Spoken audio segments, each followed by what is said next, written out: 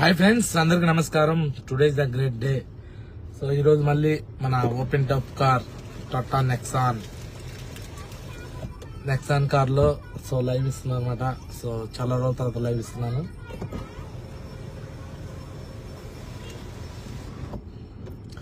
So right, చూడొచ్చు భవిష్యత్ అసలు ఎలా ఉండిద్ది అనేది చాలా మంది భయపడుతూ ఉంటారు.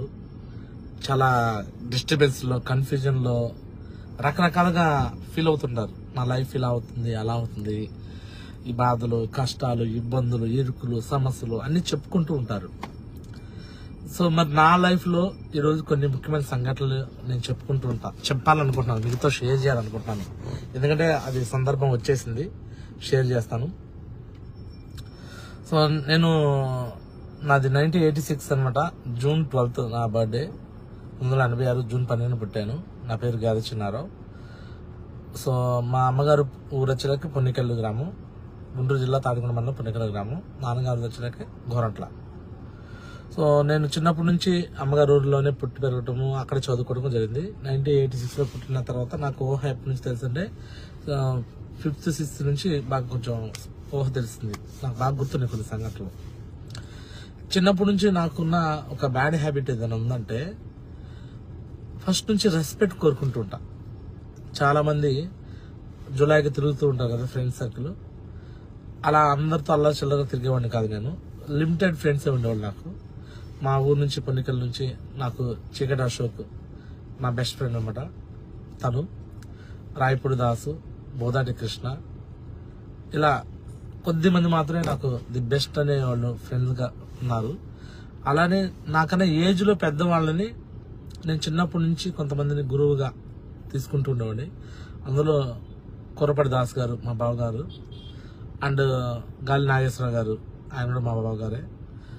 అలానే ఇంకా కొంతమంది మా ఊరు నుంచి కొంతమంది రోల్ మోడల్స్ ఉన్నారు.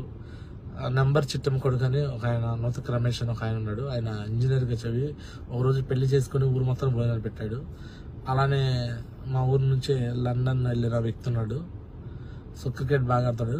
బాబు ఆయన పేరు, లండన్ బాబు అనే పేరు పెట్టి ఉంటారు.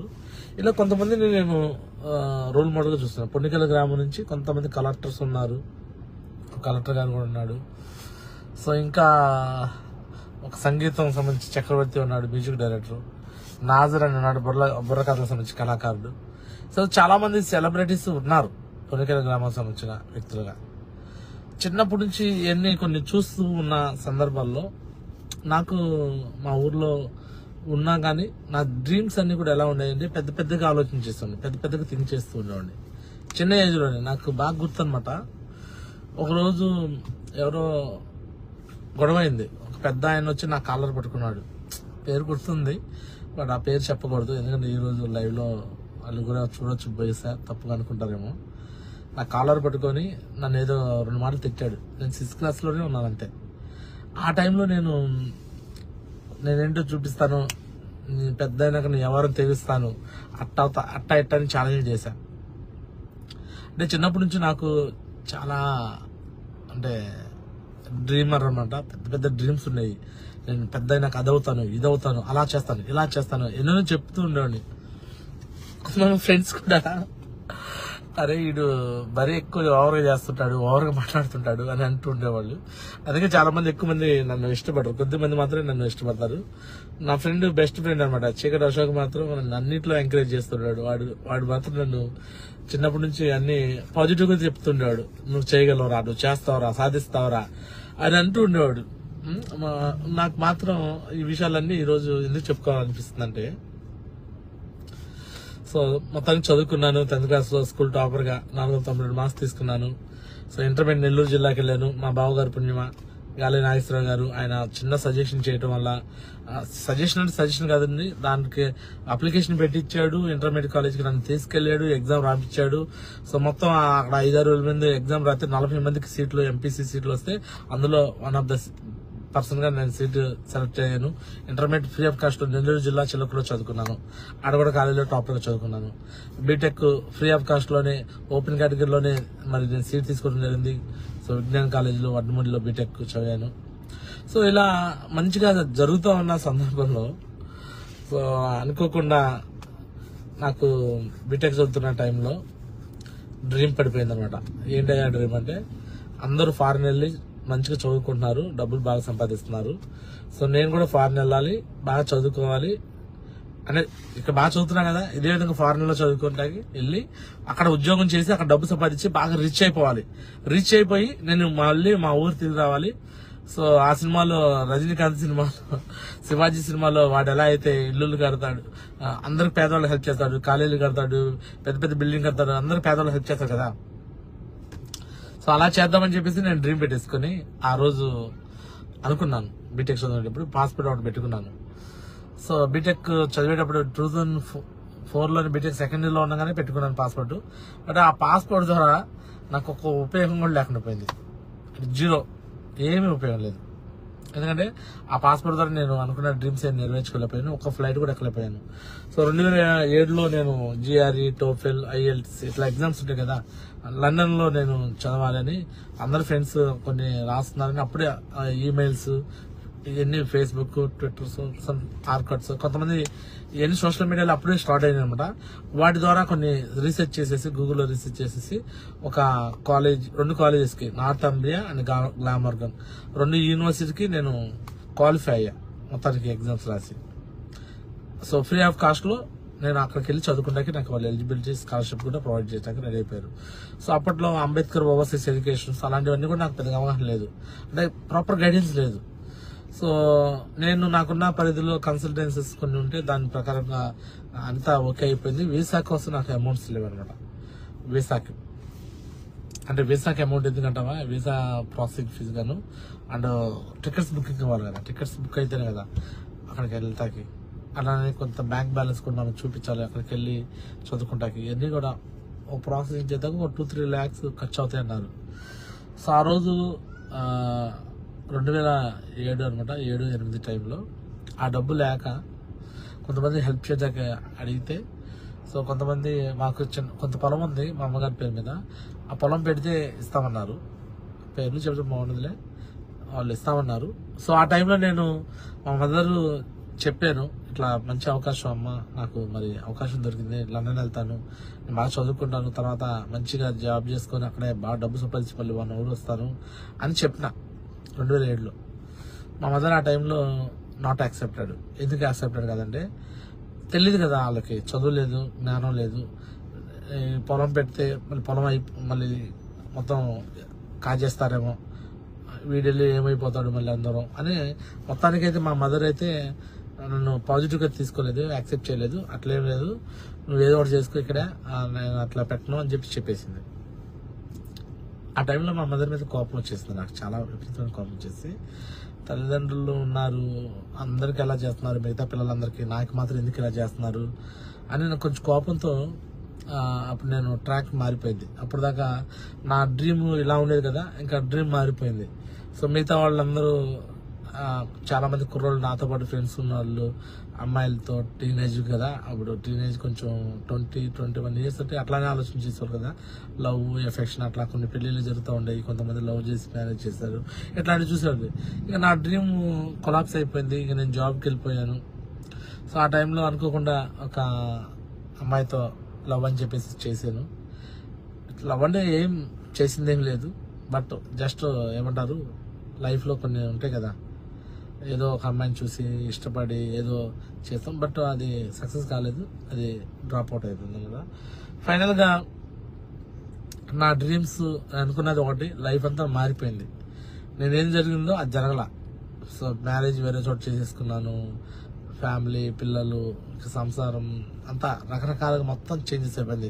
నేను అనుకున్న డ్రీమ్ ఫారెన్ వెళ్ళి చదువు సెటిల్ అయిపోయి జాబ్ చేసి ఏదో చేద్దాం అనుకున్నాను, చివరికి గణపురంలో తేలి ఆడ హాస్టల్, హోటల్, కర్రీ పండు, రెస్టారెంట్, ఏం చేస్తున్నాను, లైఫ్ ఎటు లీడ్ చేస్తుందో, ఎటు టర్న్ చేస్తుందో నాకు తెలియదు. ఊరు మాత్రం వదిలేసా, పుణ్యకెళ్ళిన గ్రామాన్ని వదిలేసాను, ఫ్రెండ్స్ని అందరిని వదిలిపెట్టేసేసి ఒక పిచ్చి మాత్రం ఉండేది. సో నేను అనుకున్నది అయితే జరగలేదు కదా నా లైఫ్లో, అనుకుని కొన్ని సంఘటనల వల్ల. సో పర్సనల్ లైఫ్లో డ్యామేజ్, అంటే ఊరు వదిలేసి వెళ్ళిపోవటము, ఫ్యామిలీ లైఫ్లో కొంచెం ప్రాబ్లమ్స్, ఇవన్నీ పర్సనల్ లైఫ్లో కొంచెం డ్యామేజ్ జరగటం.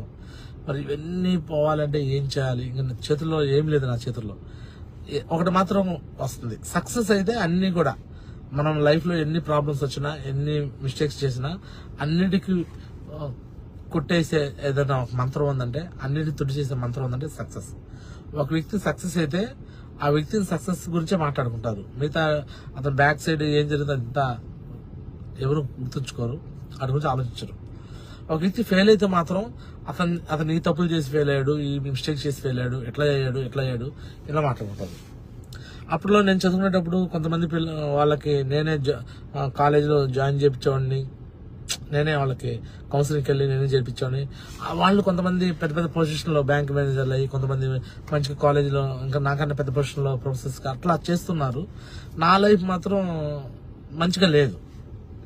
బట్ నేను మాత్రం వదిలిపెట్టేది లేదు. పుష్ప సినిమాలో అల్లు అర్జున్ క్యారెక్టర్ కదా, సో అది నా టైప్ అనమాట, ఆ క్యారెక్టర్ నాదే అనమాట.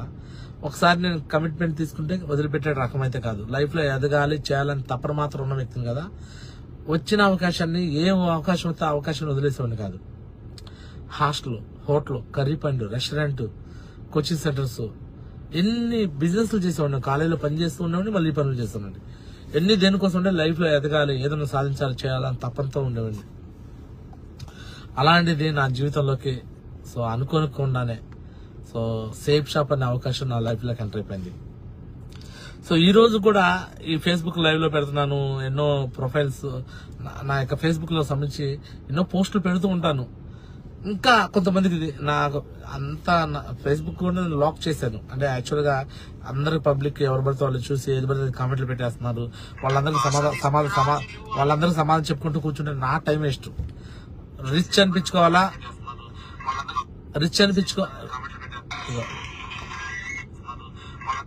లైవ్ అంటే ఇంకో మొబైల్లో చూస్తాను లైవ్ ఎట్లా ఉందని.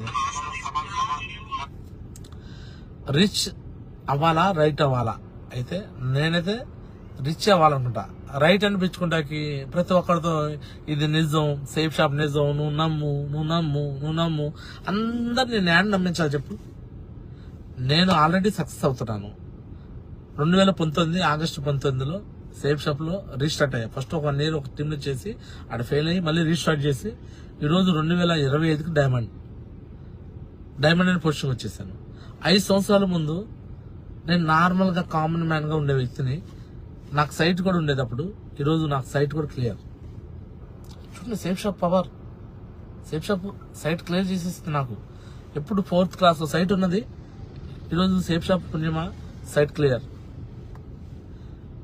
5 సంవత్సరాల క్రితం నాకు సొంత ఇల్లు లేదు. ఈరోజు గేటెడ్ కమ్యూనిటీలో గేటెడ్ కమ్యూనిటీలో 80 lakhs పెట్టి ఇల్లు తీసుకోవడం జరిగింది. ఇది ఎవరి వల్ల? సేఫ్ షాప్ వల్ల. సేఫ్ షాప్ పవర్ ఇది. అలానే ఇదే సేఫ్ షాప్ ద్వారా 7 countries ఆల్రెడీ వచ్చాను. Turkey, Istanbul, Cappadocia, Paris, Switzerland, next Bangkok, Pattaya 3 సార్లు. ఇప్పుడు మళ్ళీ లండన్, స్కాట్లాండ్. ఇదంతా కూడా సేఫ్ షాప్ పవర్.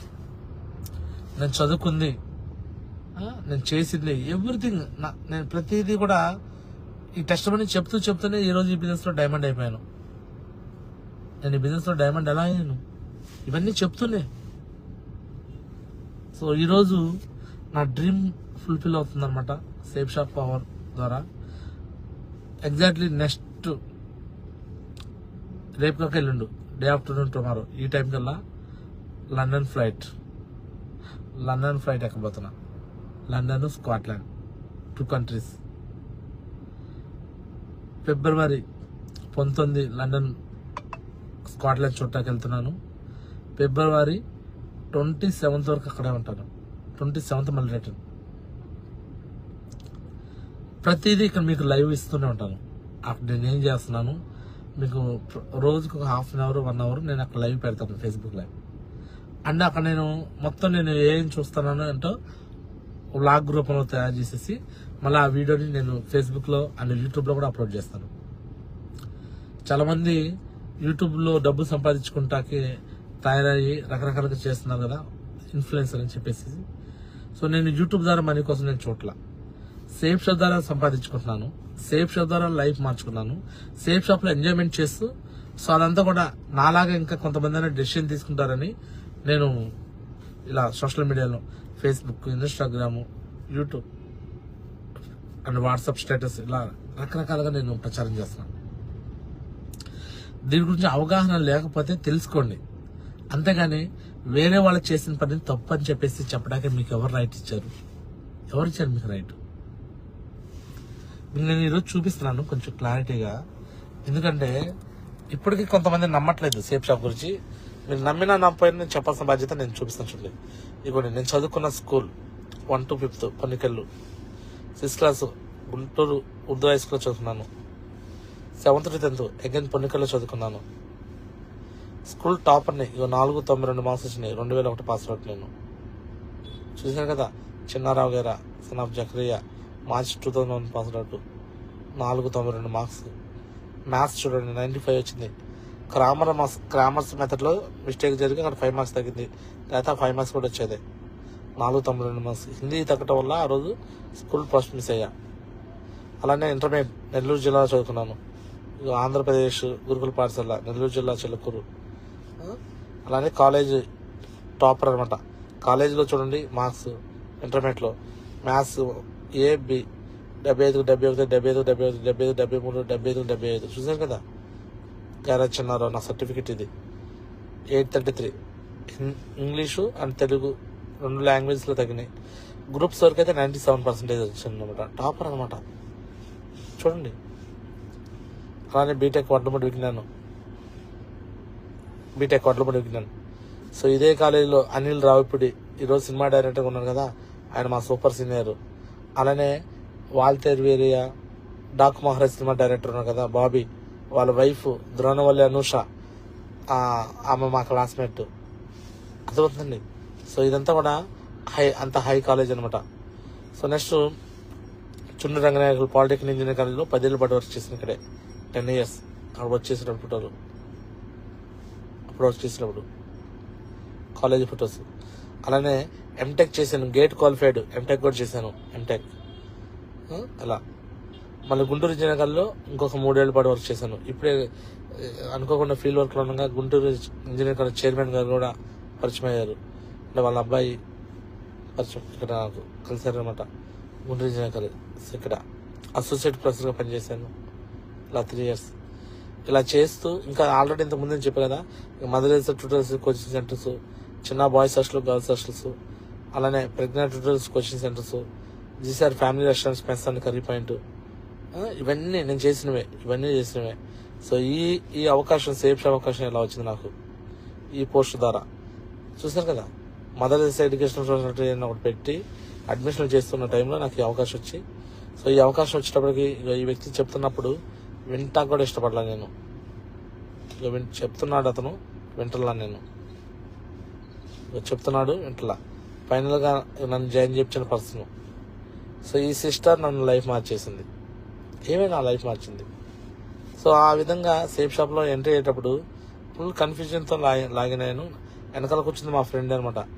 అతని దగ్గర డబ్బులు వడ్డీ తీసుకొని జాయిన్ అయ్యాను. అప్పుడు స్టార్టింగ్లోనే ఆ వ్యక్తి వద్దన్నాడు బిజినెస్లో.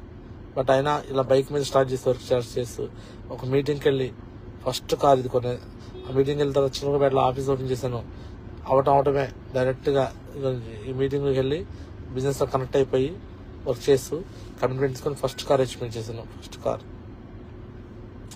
ఇలా చేస్తూ before safe officer life style మార్చుకొని జాబ్ కూడా రిజైన్ చేసేసి 18/10/2019 జాబ్ రిజైన్ చేసి రిజిగ్నేషన్ లెటర్.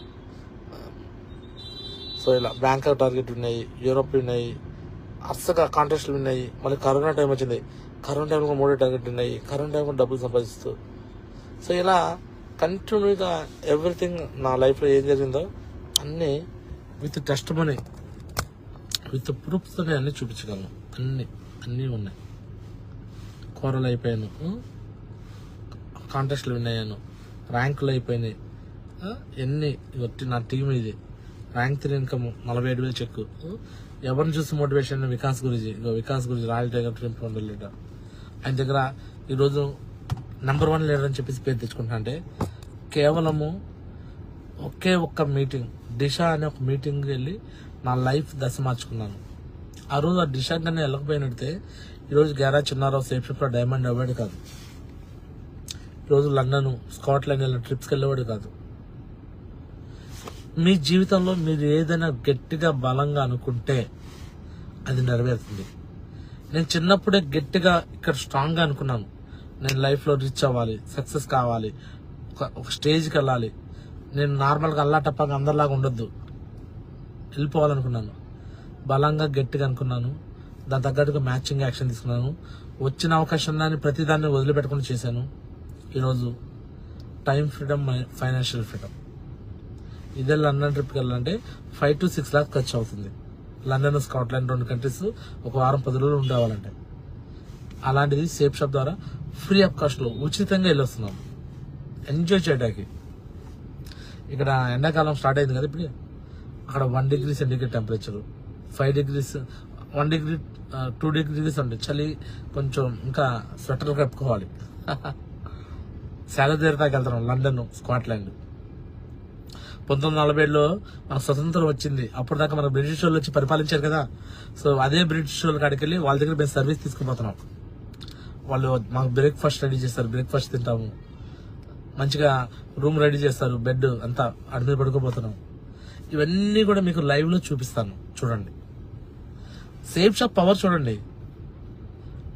ఇంతకుముందు నేను 95 kgs బరువు ఉండేవాడిని, 95 kgs బరువు వైట్. ఈరోజు 73 kgsకి వచ్చాను, 73 kgs.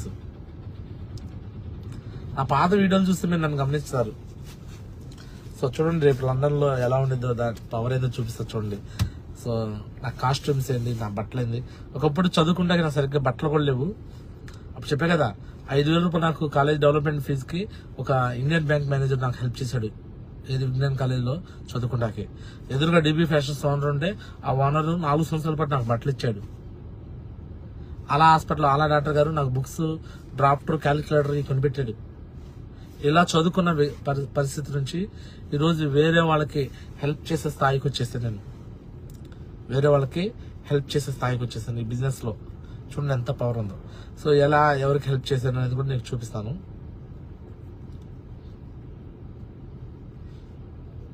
చూపిస్తాను. సో సేఫ్ షాప్ పవర్ అండి ఇదంతా. నాలో ఏం లేదు. ఒక నాలో ఏదైనా ఉంటే ఇంతకుముందు ఏదైనా సాధించేవాడు కదా sir. No. So Kiran Bedi గారిది ఒక సంస్థ ఉందన్నమాట, IVF, Indian Vision Foundation. So ఆ ఇండియన్ విజన్ ఫౌండేషన్ లో ఒక పిల్లవాడిని నా పేరు మీద తీసుకున్నాను, దత్తత తీసుకున్నాను. చూడండి మీకు కావాలంటే. This payment is done by గారా Chinnarao, diamond leader, Guntur identity. ఎవరు పంపించారు ఇది?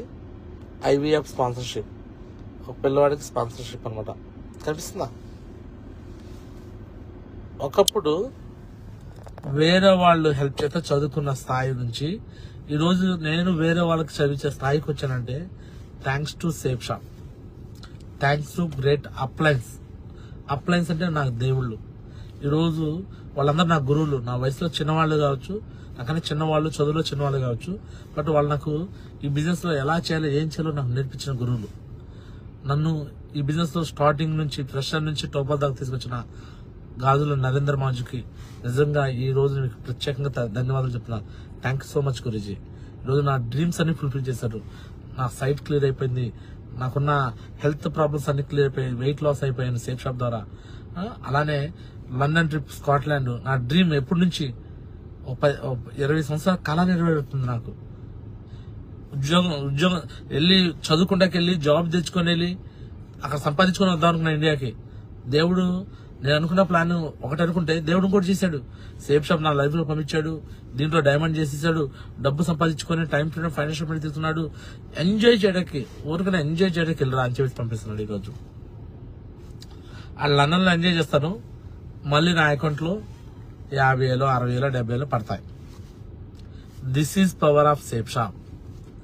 డైమండ్ షిప్ దగ్గర ఉన్న వన్స్ డైమండ్ అయినాక పర్ వీక్ 2 lakhs, వారం 2 లక్షలు. ఇదే లైవ్ లో మీకు నేను చూపిస్తాను. 100% చూస్తారు. 2-3 months లో వీక్లీ 2 lakhs. ఇదిగో నాకు ఈ బిజినెస్ ద్వారా వారానికి 2 లక్షలు, నెలకి 8 లక్షలు వస్తాయి. చూడండి, ఇదిగో లైవ్ ప్రూఫ్స్ అని చూపిస్తాను. అర్థమవుతుందా? సేఫ్ షాప్ పవర్ అండి. ట్యాక్స్ పే చేసి వస్తున్న డబ్బులు ఇవి ఊరికనే రావట్లా. 4 ఏళ్ళు 5 ఏళ్ళు మార్కెటింగ్ చేసాం, సేల్స్ అండ్ మార్కెటింగ్. ఇది డైరెక్ట్ సెల్లింగ్. మధ్యలో డీలర్ లేడు, డిస్ట్రిబ్యూటర్ లేడు, రిటైల్ లేడు, హోల్సేల్ లేడు, ఎవడు లేడు. వాళ్ళందరూ తీసుకోవాల్సిన డబ్బులు మనకిస్తుంది. బయట థమ్సప్ తాగని ఎనర్జీ వచ్చింది అన్నాడు మహేష్ బాబు. థమ్సప్ తాగిన ఎనర్జీ వచ్చిందా? మనకు రాదు, మహేష్ బాబుకి వచ్చింది. అర్ధగంట సేపు యాక్టింగ్ చేస్తే 2 కోట్లు ఇస్తారు. థమ్సప్ మూతి మీద తాగినట్టు తాగి పక్కన పడేస్తారు. తాగరు, యాక్ట్ చేస్తారు. But safe shop real. Safe shop లో ఉన్న వస్తువులు తీసుకుంటాం, వాడుకుంటాం, వేరే వాళ్ళకి రిఫర్ చేస్తాం, డబ్బులు వస్తాయి.